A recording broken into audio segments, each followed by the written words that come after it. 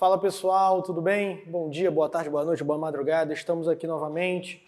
Meu nome é o professor Moisés e hoje nós trabalharemos um assunto aqui de História do Brasil, a crise da República Oligárquica e a Era Vargas no governo provisório, beleza? Esse assunto é fundamental para a gente entender, né, as diferenças, as transformações que vão acontecer no Brasil. A gente está aqui no período final da crise na República Oligárquica, por isso o nome crise. Lembrando só, a República Oligárquica, poder na mão de poucos, basicamente dos latifundiários brasileiros, basicamente em todos os estados a gente vai ter uma oligarquia. As oligarquias dominantes são São Paulo e Minas, muito bem. Quais são os partidos? Exato. Boa, Vitor. PRP, PRM, perfeito. O que eles fazem ali? A brincadeirinha deles, aquela coisinha deles lá, aquele negocinho? Exatamente. Política do café com leite. Tem fraude? Tem. Tem compra de voto? Tem. Tem bico de pena? Tem. A população tem bom tratamento? Não. A gente vai ter coronelismo no campo, a gente vai ter falta de terra, a gente vai ter latifúndios, a gente vai ter uma série de arbitrariedades e absurdos nesse Brasil. Beleza? E a gente vai entender como essa república oligárquica chega ao fim. Tranquilo? Então a gente está falando da década de 20, acúmulos de movimento de contestação. E quem era oposição a essa república oligárquica? Eu não posso deixar, não está citado aqui, mas eu não posso deixar de fazer menção àqueles movimentos populares que vão acontecer no começo do século, como a revolta da vacina, como a revolta da chibata, como a Guerra de Canudos, como o Contestado, como o Cangaço, são todos muito importantes. Mas nesse período final da República Oligárquica, a gente vai ter a presença das oligarquias dissidentes, do tenentismo, do modernismo, das camadas médias urbanas e dos trabalhadores. Lembrando, os trabalhadores já com uma visão de organização e de tentativa de construção de sindicatos, tentativa de construção de representatividade dessa classe. Beleza? Modernismo, aqueles artistas e intelectuais brasileiros que vão criticar esse sistema político que é excludente e também a questão de como se enxerga o Brasil. Beleza? Os tenentes, que já tem vários movimentos aí, os dois principais são o Levante dos Fortes dos 18 de Copacabana e principalmente a Coluna Prestes, que vai percorrer o Brasil tentando mobilizar um movimento popular contra essa república excludente. Tranquilo? As oligarquias dissidentes, pessoal, elas vão ter um papel fundamental na tentativa de coibir ou na tentativa de bater de frente com Rio, com Minas e São Paulo. Tranquilo? Tamo junto? Show de bola? Nesse sentido, elas sempre existiram, tá? Só que agora elas enxergavam possibilidades de fato romper com esse predomínio. Porque a gente sabe que Minas e São Paulo estão no poder desde que o poder foi dado aos civis, mas não era uma relação de pétalas de rosa, não eram ursinhos carinhosos, não era Netflix and chill. Não era isso. Tinha muito problema, muita picuinha ali dentro, golpe de um lado, golpe de outro, um tentando passar a perna no outro, que vai se manter porque são as duas oligarquias mais ricas do Brasil, que é a primeira produtora de café e a segunda produtora de café, e depois Minas é o principal colégio eleitoral e São Paulo é o segundo colégio eleitoral. Então, apesar dos problemas, eles vão conseguir se manter. Tranquilo juntos. Só que vai ter um fato novo. A eleição de 29 traz um fato novo. E o fato novo é o quê? É a crise de 29 nos Estados Unidos, que vai espancar a economia brasileira, vai acabar com a nossa economia, que é totalmente baseada no café. Poucas outras produções vão também acontecer aqui, como a produção de cacau, como por um tempo a borracha no norte, como a industrialização incipiente, como o charque. Mas o grande motor, a base da economia brasileira é o café. E essa crise de 29 ataca o café, ataca essa política do café com leite, ataca o principal produto. Agora o principal produto brasileiro está em crise, beleza? Gente, por que isso vai causar um racha nas eleições de 29? Vamos lá, meu amor, vamos lá, minha amora. As eleições de 29, durante todo esse mandato, a gente teve um representante de São Paulo. Era a vez do representante de Minas. Isso já era esperado. Mas com essa crise, em São Paulo, começa a se mobilizar no Partido Republicano Paulista uma ideia de manter um candidato paulista para resolver as questões dessa crise. Por quê? Porque São Paulo era o principal produtor de café. Então, se a crise do café está no momento mais agudo, você vai deixar o cara de Minas governar? Um cara aí que ele não vai dar totalmente o apoio que os cafeicultores precisam. Vale lembrar que desde que essa oligarquia, desde que essa república se forma, todo o projeto político brasileiro é voltado para o café. Tá? Vale lembrar, pessoal, aquele absurdo que é o convênio de Taubaté, que enquanto está dando lucro, legal. Quando dá prejuízo, o governo paga, aumenta o imposto de todo o Brasil para garantir os lucros dos cafeicultores. Isso é um absurdo, beleza? Então, esses grupos de São Paulo, o grupo de São Paulo, vai falar o seguinte, olha, Minas, vai não, a gente vai indicar o nosso candidato. O presidente era o Washington Luiz e vai indicar Júlio Prestes. Júlio Prestes não tem nada a ver com o Cavaleiro da Esperança, Luiz Carlos Prestes, tá, pessoal? É só um nome que é parecido, beleza? Isso vai irritar muito Minas. Minas vai ficar possuída de ódio. No ritmo ragatanga, Minas vai romper com São Paulo, boa parte da oligarquia de Minas, e vai apoiar a Aliança Liberal. O que era a Aliança Liberal? Era um grupo político que vai ser composto pelo apoio maciço de Minas e vai chamar algumas oligarquias dissidentes, principalmente a do Rio Grande do Sul e a da Paraíba, que vão compor a chapa presidencial com Getúlio Vargas, Getúlio da Massa, aqui como presidente, e João Pessoa como vice-presidente. E aí você junta duas oligarquias, você tem outras oligarquias também apoiando, beleza? E Minas corroborando a Aliança Liberal. Essa eleição vai acontecer, vai ser uma eleição histórica, porque eles vão para as ruas, eles vão para vários lugares do Brasil, a classe trabalhadora vai se mobilizar, os tenentes vão se mobilizar em prol da Aliança Liberal, só para tirar da cabeça de vocês. Eles aqui não eram socialistas, eles não eram liberais convictos, eles não eram nada, eles eram oligarquias também. Só que, gente, era uma oligarquia que nunca tinha chegado ao poder. E aqui a gente já está a um processo de mais de 30 anos da República Oligarca. Sempre com São Paulo ou estando no poder, ou indicando alguém, ou apoiando Minas. Beleza? Então a Aliança Liberal meio que vai marcar um novo, vai marcar o diferente. E isso vai causar um rebuliço muito grande. Essas eleições vão ser as mais esperadas, as mais históricas desse período. Beleza? E a eleição chega. E a campanha da Aliança Liberal é muito forte, mobiliza as massas e tudo mais, e é derrotado. Júlio Prestes vence o pleito, a oligarquia de São Paulo mais uma vez vence as eleições, e aí tem a acusação de fraude, que teve sim, porque toda eleição tinha, inclusive nos estados onde as outras oligarquias mandavam. O sistema político da República Oligárquica ele é totalmente caótico. Você pode barrigar qualquer urna, você cria voto, você tem mais votos do que pessoas aptas a votar, era absurdo. Até porque o voto era de cabresto, o voto era aberto e tudo mais. Beleza? Essa derrota cai muito mal para a Aliança Liberal, eles estavam muito confiantes que venceriam, mas eles reconhecem a derrota.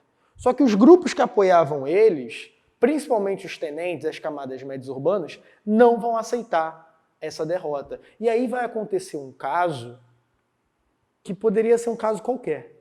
Só que é um caso que muda a história do Brasil, que é o assassinato de João Pessoa. Gente, João Pessoa era quem?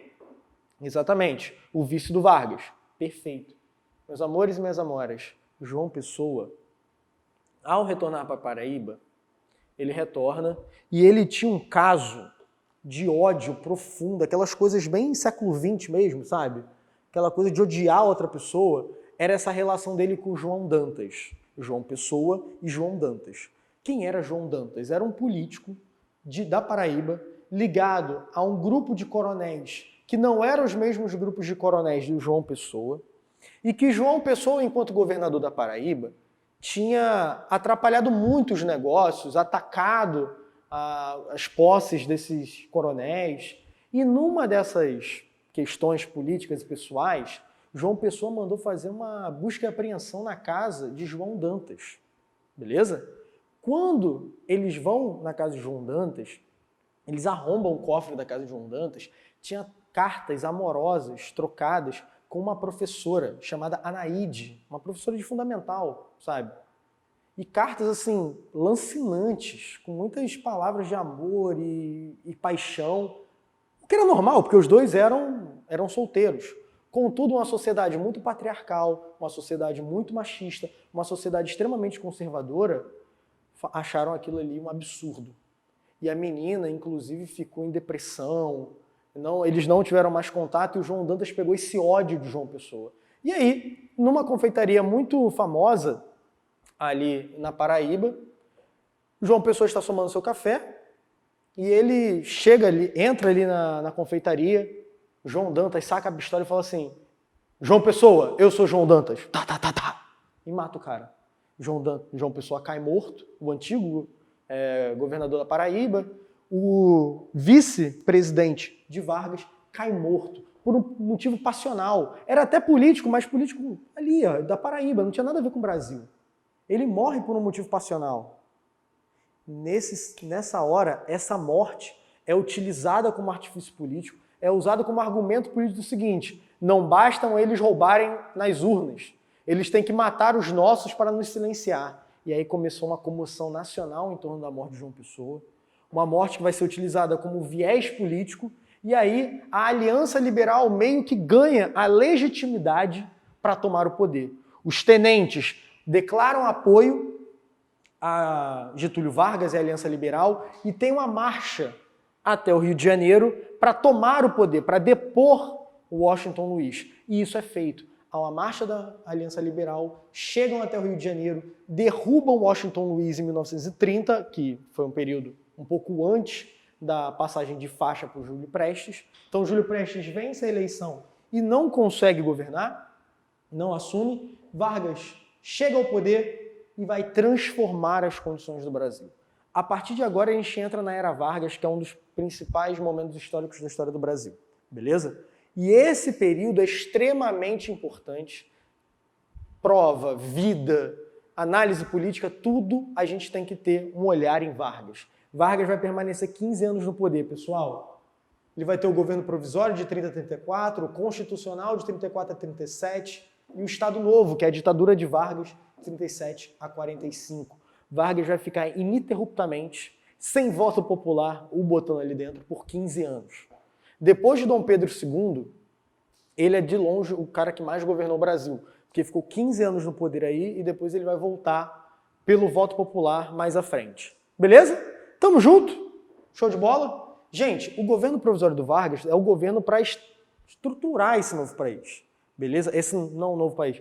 Essa nova estrutura brasileira. Primeiro, ele tem que romper com aquilo que está lá. Tá? Ele vai romper com a República Oligárquica. Como é que ele rompe com isso? Primeiro, ele cancela a Constituição que existia aqui, que permitia todas aquelas falcatruas na República Oligárquica. Ele acaba com essa Constituição e vai governar sem Constituição. Ou seja, é uma ditadura também. Né? Porque se você não tem nenhuma lei que te limite, você tem poderes ilimitados. Se você tem poderes ilimitados, você não responde a ninguém. Se você não responde a ninguém, você não tem limites ao seu poder. Beleza? E ele vai falar o seguinte: olha, eu não tenho como transformar um Brasil novo com essa Constituição velha e frágil. Então ele prometeu que convocaria uma constituinte. Show? Ele vai fazer um estado de compromisso. Ele não vai fazer também o que ele quiser. Ele vai falar o seguinte: olha, vocês, tenentes, camadas médias, industriais das cidades, alguns grupos do campo, vocês me trouxeram até aqui. Então eu tenho trabalhadores também. Eu tenho um compromisso com vocês. Eu farei um governo para todos, tentando equilibrar os interesses dos mais diferentes grupos. A gente vai ver ao longo da Era Vargas que ele vai encontrar o seu principal reduto, a sua principal presença na classe trabalhadora. Mas nesse primeiro momento, ele vai fazer todo um arcabouço de tentar, como é que se pode dizer, agradar a todos, beleza? Mas o Vargas vai ser reconhecido pelo trabalhismo. Muita atenção nas próximas aulas, beleza? Pessoal, intervenção nos estados. Eu não tenho como fazer um país novo se as mesmas oligarquias continuam nos mesmos estados. Então eu vou ocupar esses estados, eu vou acabar com os cargos de governador, prefeito, dissolver as assembleias de vereadores, deputados, a Câmara dos Deputados e tudo mais, beleza? E ele vai botar ali interventores, pessoas da sua confiança e que vão fazer o governo de acordo com o que ele entende que deveria ser feito. Show de bola? A maioria dos interventores são os tenentes. que apoiaram ele chegar até o poder. Por isso que Vargas vai conseguir ficar no poder, porque ele tem apoio das Forças Armadas. E esses tenentes, essa juventude, esse jovem oficialato, vai ganhar muita representatividade nesse período. Beleza? Vargas é o governante que vai fazer aquela queima do café, tá? Como uma resposta à crise de 29, para tentar diminuir a desvalorização do café. Ah, Moisés, por que ele não deu café para as pessoas? Porque se ele desse café para as pessoas, esse produto ficaria encalhado e desvalorizaria do mesmo jeito, só que no mercado interno. Moisés, foi a melhor opção? Politicamente, sim. Economicamente, sim. Socialmente, não. Óbvio que não. Você não pode queimar comida e ser uma coisa boa. Beleza? Mas foram as atitudes que ele tomou que ele achava que eram as mais adequadas para o momento. Beleza? Você vai ter um projeto industrial que também vai marcar o Vargas durante muito tempo. O Vargas, ele não é o homem que inicia, não é o presidente que inicia o projeto industrial. Já existia ali na República Oligárquica. A gente já vai ter até antes disso. Mas é com Vargas que esse vira um projeto nacional e que isso muda de patamar. Isso vai para outro ponto. É com Vargas. Beleza? Por fim, a Revolução Constitucionalista de 32.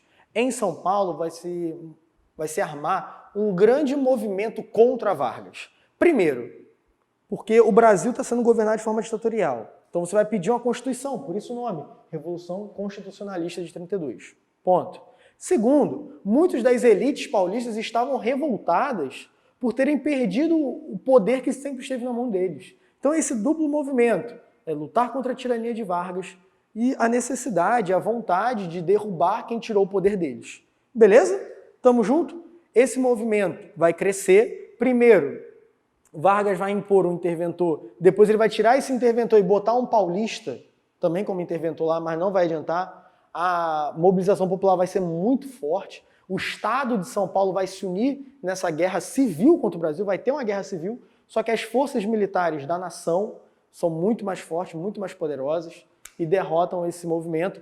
Ainda assim, Vargas vai chamar uma constituinte para o ano seguinte e a Constituição vai ficar pronta em 34, que é onde começa o governo constitucional. Beleza? Então, a Revolução Constitucionalista é derrotada, mas a sua principal bandeira é aceita. Pessoal, trabalhismo, industrialização, todo o aparato de Estado e todo o cenário internacional, vocês ainda vão ver nas próximas aulas sobre Era Vargas. Beijo no coração, forte abraço e tamo junto.